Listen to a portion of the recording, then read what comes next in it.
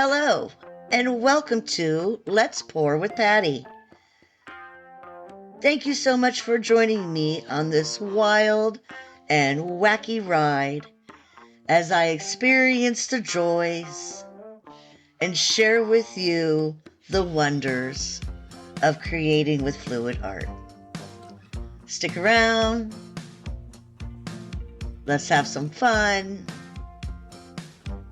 and as always, keep creating. Let's pour. All right, friends, let's do another cigar box. This one Keith just got done sanding, so I am wiping off all of the sawdust before I get started painting. I have an idea for this one.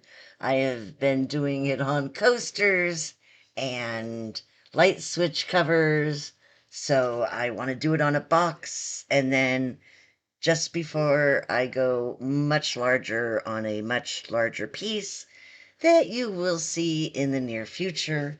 But for now, let's focus on this box. I am adding in my ocean water. This is a ocean sunset kind of vibe going on with this one. So I layer my colors. Try to go more the opaque colors on the bottom because you can't see through them, so you won't be able to see the other colors if I were to put it on top. So usually the colors with the titanium white are more opaque as opposed to like the ultramarine blue, which is pretty transparent. Although this is a pigment, I believe, that's abalone, so that is very transparent on top. And also some color shifting aqua, which is also pretty transparent. So now I'm adding in some purple. This is a mixture of dioxazine, no, I can't say it, dioxo whatever it is, purple, and a big splash of Creative Inspirations Pearlescence, which gave it that more pastel color. For the part of the sky that's higher up, and so the colors are darker as it's a sunset, so we're going into night. So I like to do purple at the top, pink, orange, and yellow, and I like to layer different hues of each color if possible. This time I just went with the neon pink because I am layering the orange and yellow, kind of staggering those colors.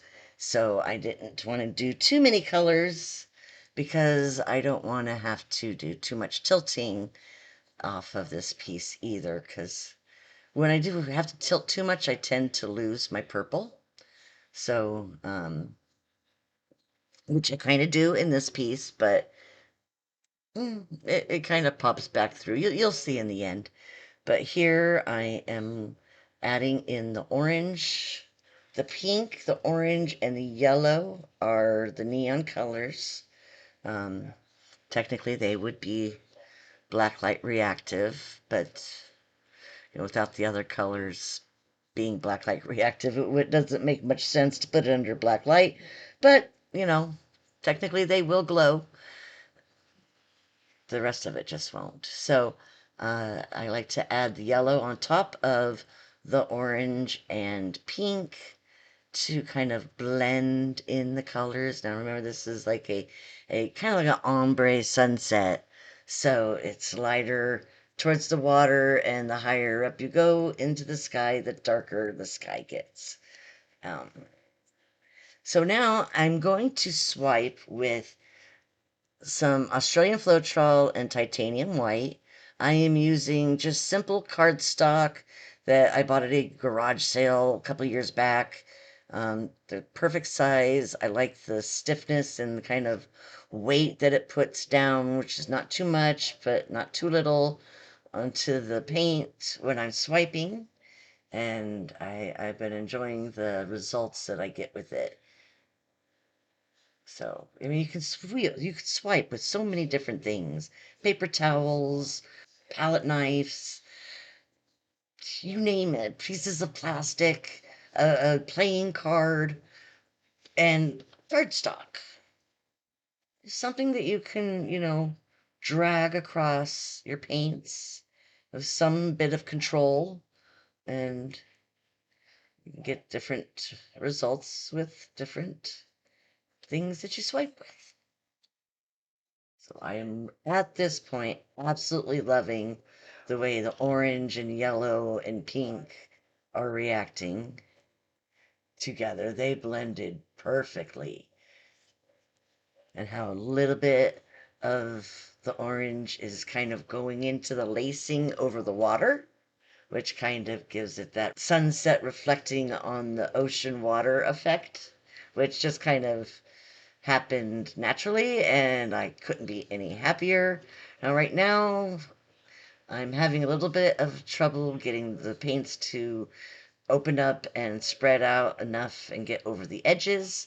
So I pick up a little bit of paint that has come off, scoop it up with my palette knife, put it over the edge, and it just gives the other paint a wet surface to flow over.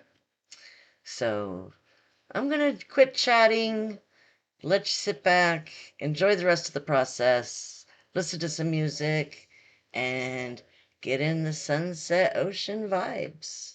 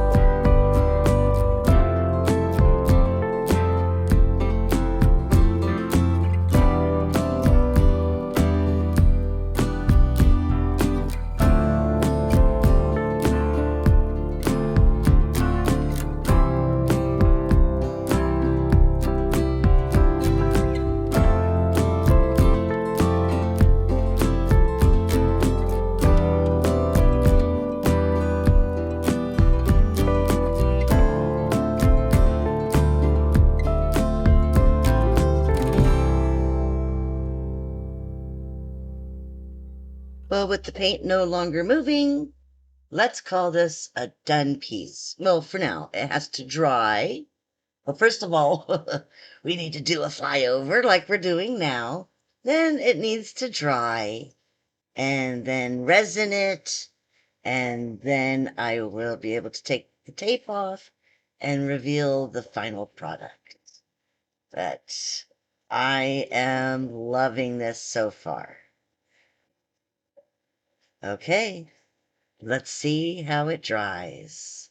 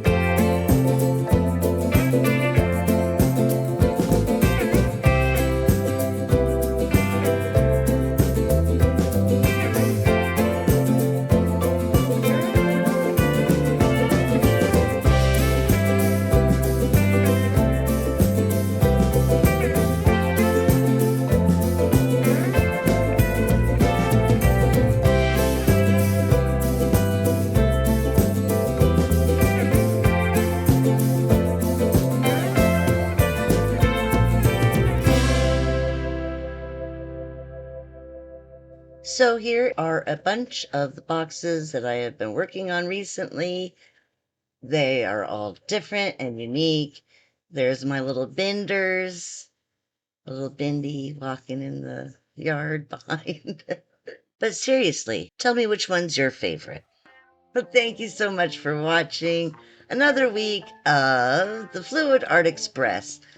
Started off with a wombat of Venom Fluid Art, followed by me, Let's Pour with Patty. And next is Carrie of Fluky Fluid Art, followed by Bubbles, also of Venom Fluid Art. Be sure to check out our playlist and follow along and check out all the videos if you missed any. And as always, my dear sweet friends, keep creating. Bye.